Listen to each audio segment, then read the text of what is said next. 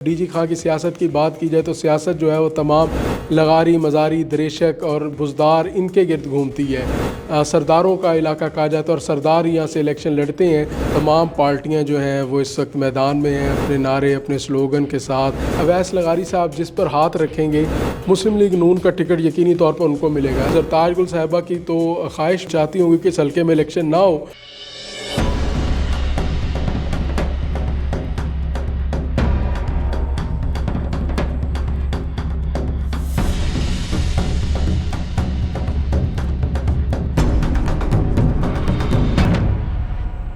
بسم اللہ الرحمن الرحیم، السلام علیکم۔ آپ دیکھ رہے ہیں ساؤتھ پنجاب ڈیجیٹل، میں ہوں آپ کے میزبان تنزیلہ ملک۔ ناظرین گرامی، ڈیرہ غازی خان کی سیاست اس وقت تبدیلی کے بڑے دہانے پر ہے۔ زرتاج گل کی نااہلی کے بعد حلقے میں نئی ہلچل شروع ہو گئی ہے۔ سوال یہ ہے کہ اس نشست پر اب کون میدان میں آئے گا، عوامی جذبات کیا ہیں، ضمن انتخاب کس سمت جا سکتا ہے، کھینچا تانی عروج پر ہے، کیا ضمنی انتخابات وقت پر ہوں گے یا نہیں۔ ڈیرہ غازی خان کے اس اہم سیاسی مارکے پر آج ہم گفتگو کریں گے۔ آج کی پوڈ کاسٹ میں ہمارے ساتھ موجود سینئر اینکر پرسن جنید انور، آئیے مزید ان سے جانتے ہیں۔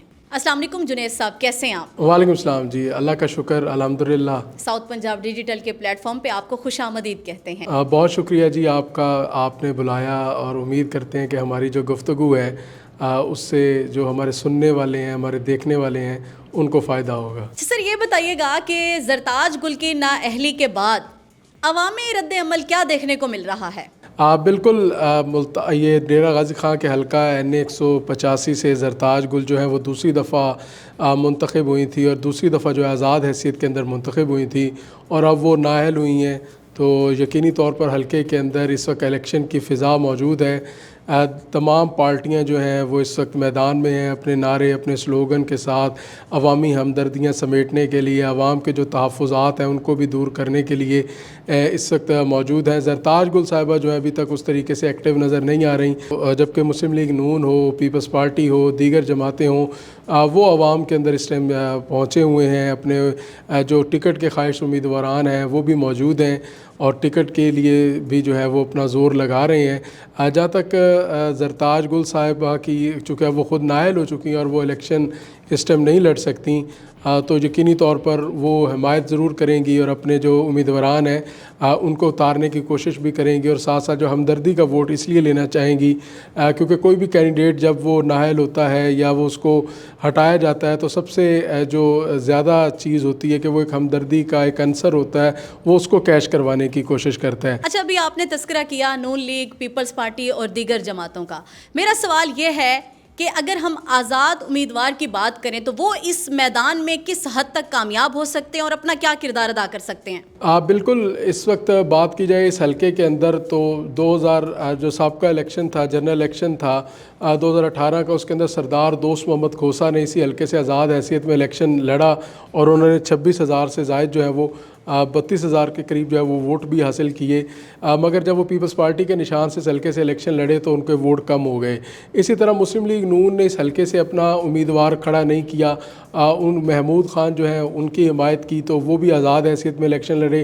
زرتاج گل صاحبہ جو ہیں خود ان کے پاس بھی کسی پارٹی کا ٹکٹ نہیں تھا، ایک جماعت کی حمایت ان کو ضرور حاصل تھی، مگر وہ بھی آزاد حیثیت میں الیکشن لڑ رہی تھی۔ اسی حلقے کی اگر بات کی جائے تو یہاں نہ مسلم لیگ نون کا امیدوار موجود تھا، نہ ہی جو ہے وہ تحریک انصاف کا صورت میں امیدوار موجود تھا۔ حمایت ضرور تھی زرتاج گل صاحبہ کو، حمایت ان کی حاصل تھی۔ اس طرح محمود خان جو ہیں ان کو مسلم لیگ نون کی حمایت حاصل تھی۔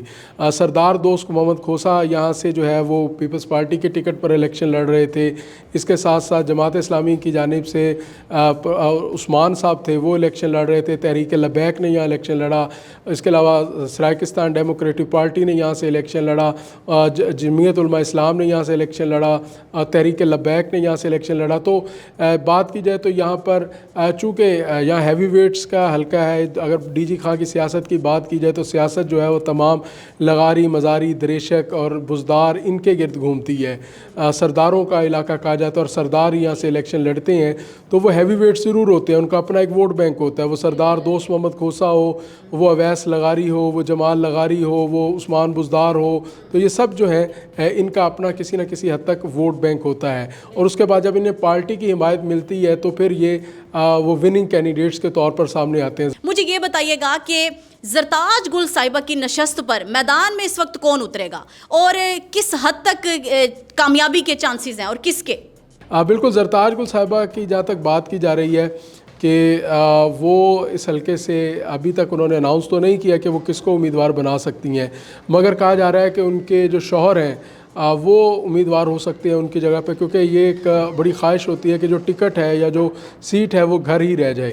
اگر ان کے شوہر نہیں الیکشن لڑتے تو پھر جو ہے وہ جو سردار اویس لغاری اور جمال لغاری کے اینٹی لغاری صاحبان ہیں ان کی جانب سے بھی ان کو بھی ٹکٹ دیا جا سکتا ہے۔ اسی طرح مسلم لیگ نون کی بات کی جائے تو مسلم لیگ نون کی جو ہے اسی مطلب ڈیرہ غازی خان سے اویس لغاری صاحب جو ہیں وہ اس وقت منسٹر ہیں اور وہ بڑی اہم منسٹری، ان کے پاس بجلی کی منسٹری ہے، اور آپ یہ دیکھیں کہ اویس لغاری صاحب جس پر ہاتھ رکھیں گے مسلم لیگ نون کا ٹکٹ یقینی طور پر ان کو ملے گا۔ اب اویس لغاری صاحب کے لیے مشکل ترین مرحلہ یہ ہے کہ ان کے بھائی جو جمال لغاری ہیں جو کہ ان کے قبیلے کے سردار بھی ہیں، وہ بھی اس نشست سے جو ہے وہ الیکشن لڑنے کے خواہش مند ہیں، تو اویس لغاری نے اب مین فیصلہ جو ہے وہ کرنا ہے۔ ٹکٹ تو یقینی طور پر شہباز شریف اور نواز شریف نے دینی ہے، مگر اویس لغاری کی رائے جو ہے اور اس کی سفارش جو ہے وہ بڑی اہمیت رکھتا ہے۔ اب اویس لغاری صاحب نے دیکھنا ہے کہ ایک جانب ان کا بھائی ہے، اگر وہ بھائی کو ناراض کرتے ہیں یا شفیق پتافی کو ناراض کرتے ہیں،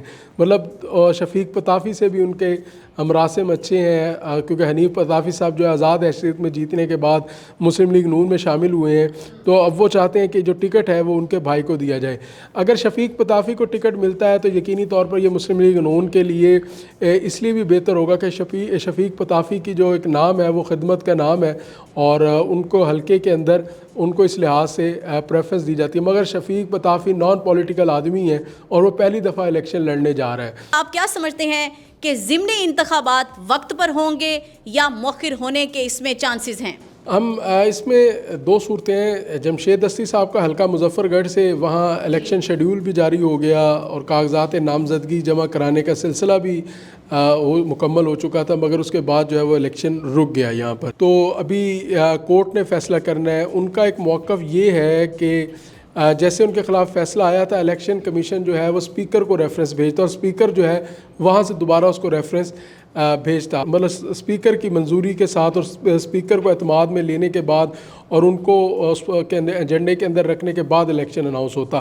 خیر یہ ایک قانونی انہوں نے نقطہ نکالا ہے، اب دیکھنا ہوگا کہ عدالت جو ہے اس نقطے کو کس طرح مانتی ہے کہ آیا اس حلقے کے اندر الیکشن ہوتا ہے یا نہیں، کیونکہ زرتاج گل صاحبہ کی تو خواہش بھی ہوگی اور ہونی بھی چاہیے کہ وہ چاہتی ہوں گی کہ اس حلقے میں الیکشن نہ ہو، مگر اب چونکہ جو ریٹرننگ افسران کا تعیناتی بھی ہو گئی ہے، ہمیں جو صورتحال ہے اس کو دیکھتے ہوئے اسی حوالے سے بات کرنی چاہیے کہ جس طرح تیاری ہو رہی ہے شاید اس حلقے کے اندر الیکشن ہو جائے، شاید یہ تجربہ بھی کر کے دیکھ لیا جائے کہ ضمنی الیکشن جو ہے وہ ڈی جی خان کے اندر اور جو جنوبی پنجاب کے اندر کیا عوامی رد عمل نکلتا ہے، کیونکہ جو ضمنی الیکشنز ہوتے ہیں نا وہ کارکردگی ماپنے کا بھی ایک پیمانہ ہوتا ہے۔ ضمنی الیکشن جو ہے وہ بتاتا ہے کہ حکومت جو ہے وہ عوام اس سے کتنا مطمئن ہے، تو یہ اس لیے کیونکہ جیتنا اور ہارنا تو ایک علیحدہ چیز ہے، ووٹ بینک سے اندازہ لگایا جاتا ہے کہ عوام الیکشن کے جوش و خروش کے اندر کہ عوام جو ہے وہ حکومت پر کتنا اعتماد کرتی ہے اور کتنا اعتماد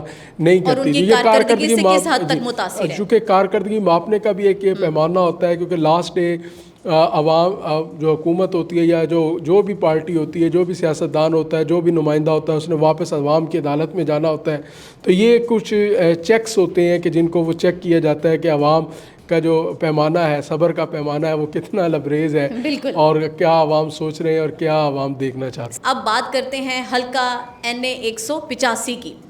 یہ حلقہ کس نوعیت کا ہے شہری اعتبار سے، دیہی اعتبار سے؟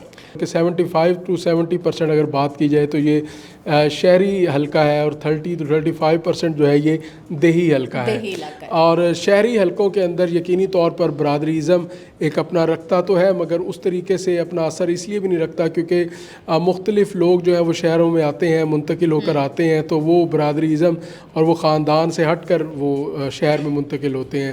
شہری حلقے میں الیکشن لڑنا बड़ा कदरे आसान होता है, मसाइल पर बात होती है और उसके साथ साथ आपको धड़े बंदी से और धड़े की पॉलिटिक्स से हटकर भी आपको वहाँ पर जगह मिल जाती है। हर बंदे की अपनी एक सोच है। और जरताज गुल साहिबा ने जो इंतखाब जीता था वो ज़्यादा शहरी आबादी के जो पोलिंग स्टेशन थे वहाँ पर उन्हें कामयाबी मिली थी और वहाँ पर उनको वो जीती थी। तो अब भी यही सूरत हाल है कि यहाँ जिस तरह मैंने बताया कि लगारी हैं, मज़ारी हैं, खोसे हैं, दरेशक हैं, पताफ़ी हैं, इन मतलब ये आबादियाँ यहाँ पर मौजूद हैं। ज़्यादा सरगर्म भी हैं और जहाँ पर सराइकी बोली जाती है, मुख्तलिफ़ मकामी ज़ुबानें बोली जाती हैं, कारोबारी मराकज़ इस हलके के अंदर मौजूद हैं।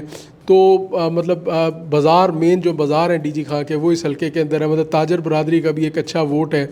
तो अब ये फैसला होगा कि वो किस तरफ जाता है। बहुत शुक्रिया जुनेद अनवर साहब, आपकी तशरीफ़ आवरी का बेहद हम मशकूर हैं। आपका भी बहुत शुक्रिया, आपके वक्त का शुक्रिया, आपके चैनल के टाइम का शुक्रिया। जी नाज़रीन गिरामी, आज की पॉडकास्ट आपने मुलाहिज़ा फरमाई। ताज़ा तरीन सूरत हाल, तज्ज़िये, तबसरे जानने के लिए साउथ पंजाब डिजिटल के प्लेटफॉर्म के साथ जुड़े रहिए। इसी के साथ ही अपनी मेज़बान तंजीला मलिक को दीजिए इजाज़त। अल्लाह निगहबान।